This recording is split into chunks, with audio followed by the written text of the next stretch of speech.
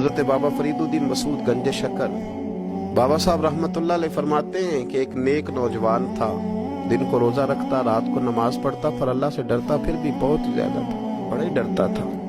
موت کا وقت آیا تو ماں ہی تھی بس اس کی، تو ماں سے کہنے لگا اماں میری ماں ہے، میرے ساتھ 3 وعدے تو کر۔ اس نے کہا پتر تو بتا،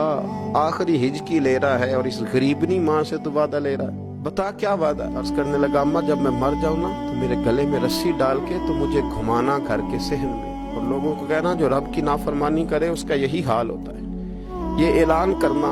جو اللہ کے نافرمان ہوں ان کا یہی اشر کیا جانا چاہیے۔ اور اماں پھر دوسرا وعدہ کر، میرا رات کو جنازہ اٹھایا جائے، میں نہیں چاہتا کہ کسی کے منہ سے یہ لفظ نکل جائیں کہ وہ دیکھو اللہ کا نافرمان جا رہا ہے، رات کو میرا جنازہ اٹھانا۔ اور اماں تیسرا میرے ساتھ وعدہ کر کہ لوگ مجھے دفن کر کے آ جائیں گے تو میری قبر پہ چلی جائے گی، عمل میرے پاس کوئی نہیں، پر مجھے لگتا ہے ماں کے قدموں کی برکت سے عرش کا مالک بھی رحم فرمائے گا، اماں تو وعدہ کر۔ بابا صاحب رحمتullah علیہ فرمانے لگے کہ ماں، بوڑھی ماں نے وعدہ کر لیا، کہا بیٹے ٹھیک ہے، اگر تیری یہی ضد ہے تو میں تیار ہوں۔ پھر اس نے کلمہ شہادت پڑھا، اس نوجوان کی روح پرواز کر گئی۔ بوڑھی ماں نے رسی منگائی تو وَلِمَنْ خَافَ مَقَامَ رَبِّهِ جنتان، جو ڈر جائے،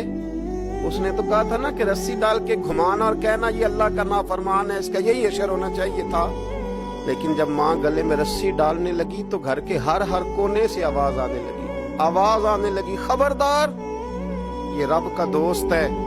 اللہ کے دوستوں کے ساتھ اس طرح کا معاملہ نہ کیا جائے، اسے چھوڑ دیا جائے۔ اور کہا تمہیں کچھ بھی اور کرنے کی ضرورت نہیں ہے، یہ تو رب کا دوست ہے اور رب کی بارگاہ میں حاضر ہو گیا۔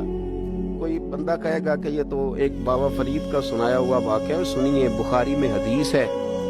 نبی پاک صلی اللہ علیہ وسلم نے فرمایا، حضرت ابو ہریرہ رضی اللہ تعالیٰ عنہ راوی ہیں، حضور فرماتے ایک شخص مرنے لگا تو اپنے بچوں سے کہنے لگا کہ میں جب مر جاؤں تو مجھے جلا دینا،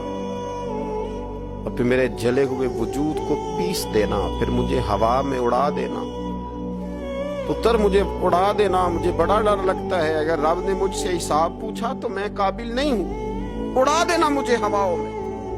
اگر اس نے مجھ سے حساب لیا تو بڑا سخت حساب لے گا۔